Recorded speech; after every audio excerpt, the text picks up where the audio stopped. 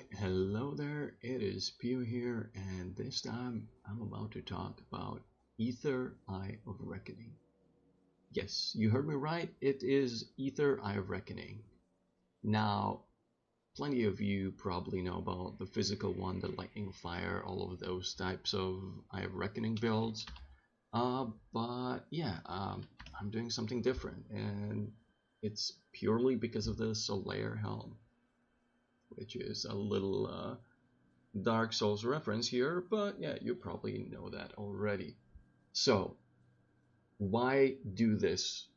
That's the first question. The answer is don't. Just don't do it. Uh, in my personal opinion, there's not enough support for this to actually be a legitimate build.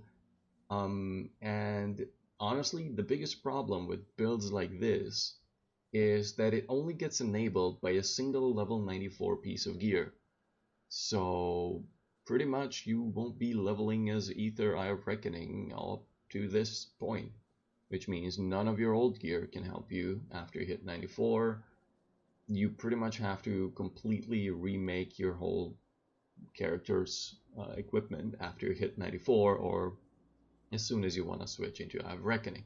Is it fun? Hell yeah, it's fun. I've been having a blast playing this, dude.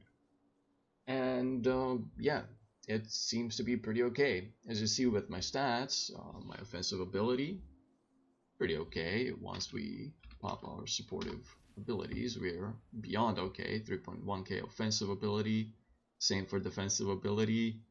The DPS might not be as amazing for Eye of Reckoning, but I'll explain why. Let's go over armor rating. As you see, decent enough. As a melee build, could be higher, but honestly 2.6k isn't bad at all. Resistances, I would call this pretty insane. Pretty much all of them above maximum, some even in the 90s. Serviceable. Health pool, pretty decent, could be higher, but again, we have the defenses to back up our health pool. If we quickly check out some character stats, the one I would like to highlight is mainly physical resist, which is on the low end. However, we do have petrify, freeze, and slow resistances fairly high. Retaliation damage non-existent, so we don't care about that. When it comes to our damage type, as you see, we do have a nice chunk of ether damage actually. 2.5k is pretty darn good. When popping our supportive abilities, it goes up to 2.6k, almost 2.7 thousand, which is fairly good and also very important to just make this work at all. Now, another thing I want to highlight here is the one huge downside of this build, which is attack speed. The attack speed is absolutely abysmal. For an Eye of Reckoning build, I would want this at least at around 180. There's no buffs that help me with it. I'm stuck here at 145, and it's a shame. It's a shame. I wish I could get a little more, but you know, it's serviceable. Now, why does it still work, considering Eye of Reckoning would be better off with higher attack speed? Well, it's because we're using a crap ton of triggers. As you saw, I went for a two-hander, and I will explain that in depth later. No, I won't. I just went for a two-hander because it's a cool weapon. That's really it. But yeah, we picked up a two-hander, Ether Conduit, 100% chance in critical attack, should trigger often enough. Again, it deals a crap ton of damage. It helps us to kill things. Then we have Eternal Haunt, again, chance on attack. Perfect for Eye of Reckoning.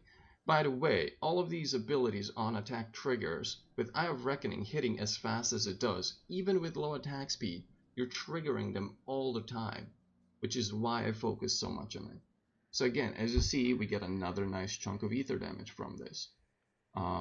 Then we also get some from the Krieg set, which is the Krieg's Fury. Again, it's an on-attack trigger with flat ether damage. Perfect for what we're doing. And then we also get our Devotions, which are Spear of Heavens. That's when we get hit. Isn't as good for us. However, Arcane Bomb is amazing for us. Triggers on attack, deals flat ether damage, and reduces ether resistance. So with that, as you see, as soon as I spin into something, the light show absolutely goes off. And this is why I can get away with slightly lower damage per second, because it's not really representative since we're hitting with so many things at once. Now, why did I start this video off with don't make this build? And it's not just, needing a level 94 character. I did mention the gear to support this just isn't there.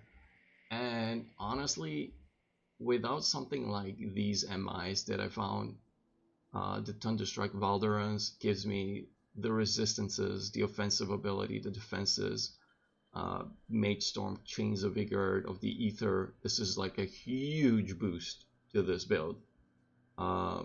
These ones aren't as amazing, but again, it fits my build well enough, so I kept them. These MIs are still fairly well rolled. You could maybe go for better ones, but these are pretty darn good. And honestly, I would even want a better amulet than Avatar of Mercy, because I'm not really that into Avatar of Mercy. So a lot of this could get improved by a ton. And I don't think with just generic rares you could pull this build off. Also, Serenity is very expensive. Not that hard to make, but still fairly expensive. Not just from the resources, you also need the recipes to craft it. And when it comes to kill speed, it's not the fastest build. Let's hop into some killing. For packs of monsters, it doesn't really have much of a problem. But when it comes to bossing, sometimes it's good, sometimes it's awful. Playing it is fun. I definitely have no problems with how the build plays. It's a little reactive since you kind of have to watch out what you're doing. The class combination, as you saw, is Arcanist Oathkeeper. And that's, well, because Arcanist offers the most ether damage support from all of the classes. And Oathkeeper purely because we need Eye of Reckoning. I don't really care much for anything else. As you see, it's just Eye of Reckoning, Ascension, and the passive buff to health. So for Eye of Reckoning build, we really don't give a damn about the Oathkeeper. However, the Arcanist is really strong in this regard. We get the Maven Sphere of Protection, which keeps us alive, so even with slightly lower physical resistance, we do get to survive quite some big physical hits. And that's pretty much the build. You run around, you spin in things, and the light show goes off and everything dies. A couple of other things. As you see, my skill bar is currently fairly full. I could remove some of these in favor of ointments, which, you probably should do. Especially since this is on hardcore, I should not be lazy and should actually do that. Yeah, big survivability things is frequent use of Mirror of Erioctes and using Nullify. A lot of people don't know how great of an ability Nullify is. It's an amazing defensive ability. As you see, it reduces target's elemental damage for 12 to 16 seconds. That's 12 seconds of something doing 22% less damage. As long as you're popping this on most rare enemies or bosses, it's amazing. This is really what's keeping you alive a lot of the time. And not just that, Nullify is also just amazing for, nullifying things. If you don't know, pretty much most of the annoying heroes, the auras they have, can be nullified. So regeneration, reflect, all of that stuff you can nullify off. So it's a great ability worth investing into, in my humble opinion.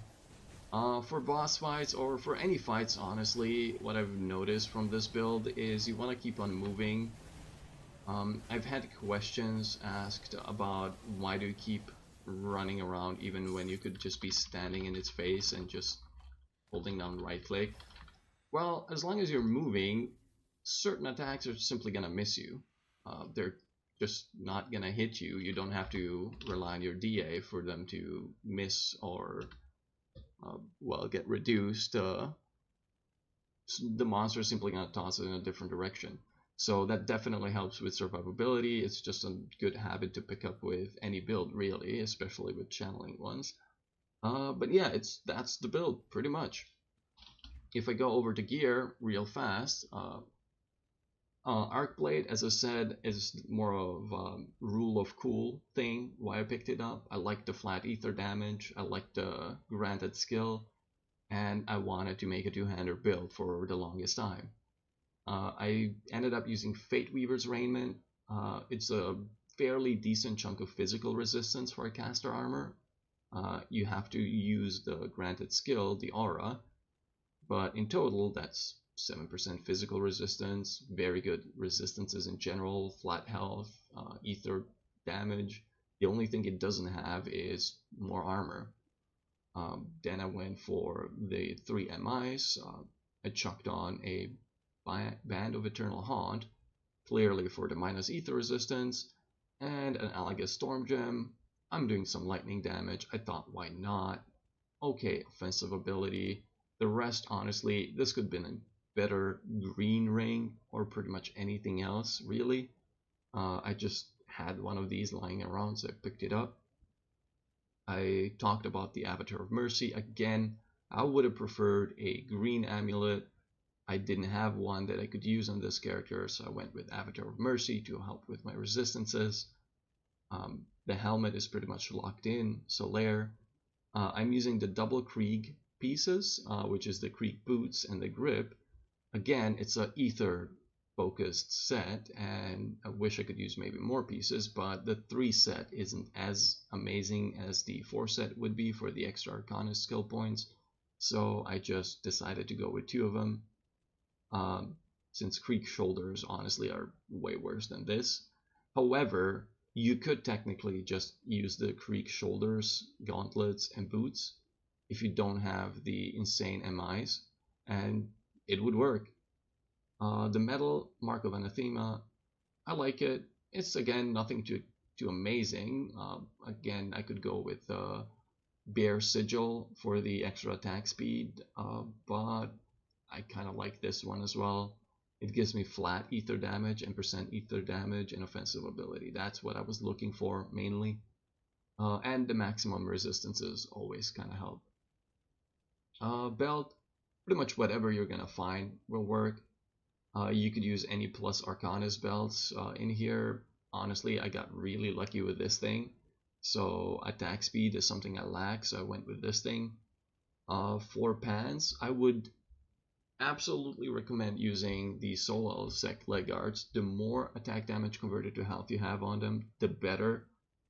Again, the rest is resistances and health and damage. As I said, the Maven Sphere kind of helps us keep us alive. If you've noticed, I have absolutely no problems sustaining the Eye of Reckoning itself. That's something I saw with a lot of Eye of Reckoning builds. They had issues sustaining the energy.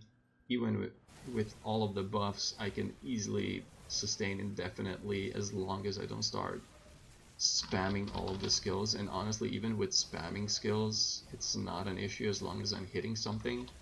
That's partially thanks to Iskander's Elemental Exchange, and partially due it to using 2 Arcane Sparks instead of 1. Why am I using 2? I just had 2 lying around, so I used 2. I could use a Rotten Heart instead of 1. Would amp up my crit damage a little bit, but I would lose a couple of points of offensive ability, so I just kept with these 2.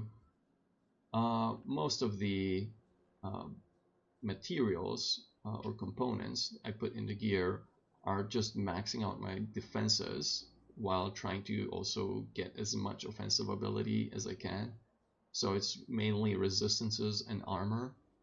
components, and the rest, wherever I can squeeze in offensive ability, I do so. Obviously, the goal is to max out your resistances. I got fairly lucky since I have a lot of resistances on my MIs. I get away with using the epic augments from the Dreeg sect, which gives me a ton of defensive ability, and I can use that on, I think, 5 pieces in total. Exactly, that's 5 pieces of 30 extra defensive ability, which is 150 DA, and that's pretty insane. If I have any other comments to make is on how people build Arcanist skill trees. One of the things you want to check is with conversion. You want to keep it either at 6 or at 9 because that's how you get the most out of your skill points. If I would put one more point in here, I would only get 1 extra %. However, from 8 to 9, you get 2%. Same goes from 5 to 6, you get 2%, and then you get 1 again. That's just a minor min-maxing thing. For Maven Sphere, now after the changes, you want to max it out as much as possible. Mirror of Erioctus, it's a 1-pointer. Inner Focus, just keep in mind that Spirit itself also gives you HP now, but still you want to keep Inner Focus at a point where investing 1 more point wouldn't give you any extra offensive ability. Everything up to that is fine. 1-pointer in Alacrity and Arcane Will just for some damage and survivability. This is just for easier sustain. I could drop this point and invest it elsewhere. Fabric of Reality, you max this out. Aether damage, you need that, you want that, and the Leech really helps a lot. Then a Reckless Power, again, this is one of the bigger damage boosts you're getting. It's attack speed and flat Aether damage and % Aether damage, so you want as much of this as possible. So it's a definite max out point. Similar for Elemental Balance, it's just a crit damage booster. We don't get a lot of crit damage elsewhere. This is more or less half of our crit damage already. Oathkeeper, already explained, we just want to focus on the Eye of Reckoning part. I have a 1 point in Guardian of Empyrean because I wanted to use a Conduit Amulet. And there is a version of a Conduit where Guardian of Empyrean gives minus Aether resistance. Do keep in mind, you don't need the Celestial Presence for that. It would help, but you don't need it. Just the Guardian itself, whenever it would hit something, should apply the debuff of that minus Aether resistance, but I didn't end up rolling one, so here we are now. Maxed out all of these for just extra damage. The Rebuke one was a little iffy, but since I convert all of my Fizz damage to Aether, it's a decent damage boost. The Reflect damage reduction is very, very nice as well, so I still pick it up. Haven feels a little bad, losing all of the extra shield block modifier since I'm two-hander, but 18% health, really can't say no to that. Presence of Virtue, that's a no-brainer. This is like the offensive ability we so direly desire on this build. Resilience, it's a survival 1-pointer. Ascension, I didn't end up maxing this out. I might put more points into it, but honestly, after the changes, I don't have as much uptime on it as I would want it. And for the 10 seconds I get in boss fights, I think this is enough. I do have a nice chunk of duration reduction or recharge reduction, so it's still a very, very good skill, but not as spammable as it used to be. And my final point dump is kind of Crushing Verdict, reducing target's DA, and that's pretty much it. However, I will put more points into Nullification. Again, as I said, this is a huge, huge survivability boost as long as you use it in a smart way, and I wish more people would do so. Devotions, don't look at them. This is something custom built for every character. If you just swap out the weapon, you're gonna need other devotions. If you change anything, you're gonna need different devotions. These are very hardcore oriented devotions. Since I'm playing almost exclusively on hardcore, I haven't played softcore in a while actually. But yeah, I value defenses more than someone on softcore would, since I only get to die once on this character, which is why the turtle is garbage. Don't get me wrong. I realized the turtle is garbage. I needed it for the blue and yellow. I wanted to pick up these actually really good nodes in Obelisk of Menhir. Solemn Watcher is an amazing constellation. These three I think are absolute no-brainers. Again, Kraken, since I'm two-hander, it's a no-brainer. That's why I picked it up. Spear of Heavens is just all of the OA we want, and ether damage, crit damage. It's just great for what we're doing. And the active is a ton of ether damage, so hell yeah.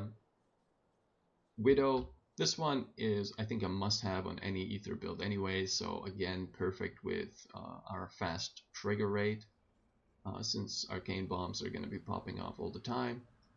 The rest is pretty much just getting the requirements locked in, trying to pick up useful devotions in the way, giving me more offensive ability, resistances that I need, and Ghoul. Ghoul we want to pick up because of the attack damage converted to health.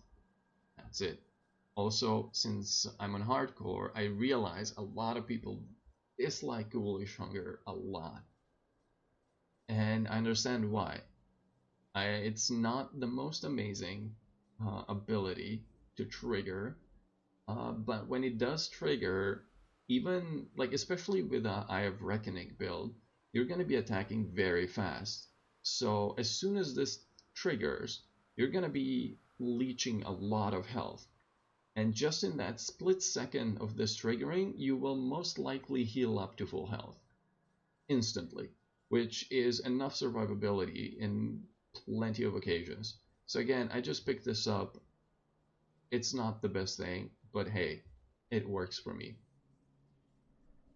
And yeah, that's pretty much the devotion tree. You could go for a more offensive setup, trying to squeeze in something like Eye of Korvac, but again, I like the defenses. This is what I ended up with. And yeah, that's pretty much this character. I have Reckoning Aether version. It works surprisingly well, and it wrecked pretty much everything so far. Got it into hardcore, killed pretty much everything, did the dungeons. The only thing I have to do is like still finish off Malmuth and finish off the last boss of the Corbin Basin.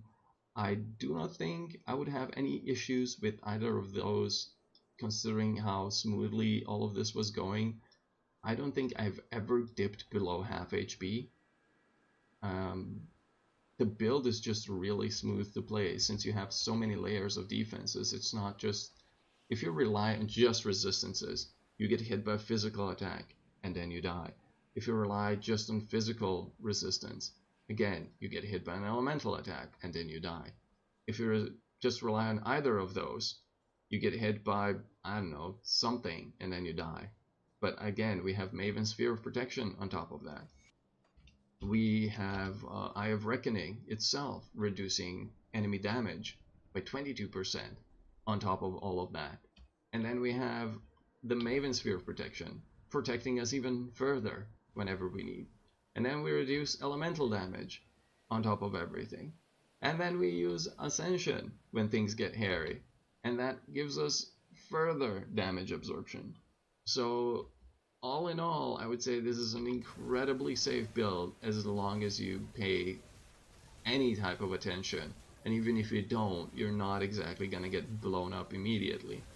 So again, I would not advise you to build this one. Physical or lightning might be a bit better, and the gear is way more available and, you know, might be slightly better. But if you really want to cosplay Solaire, well, there you go.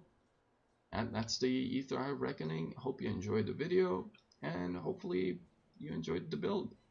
This is Pew. and see you next time.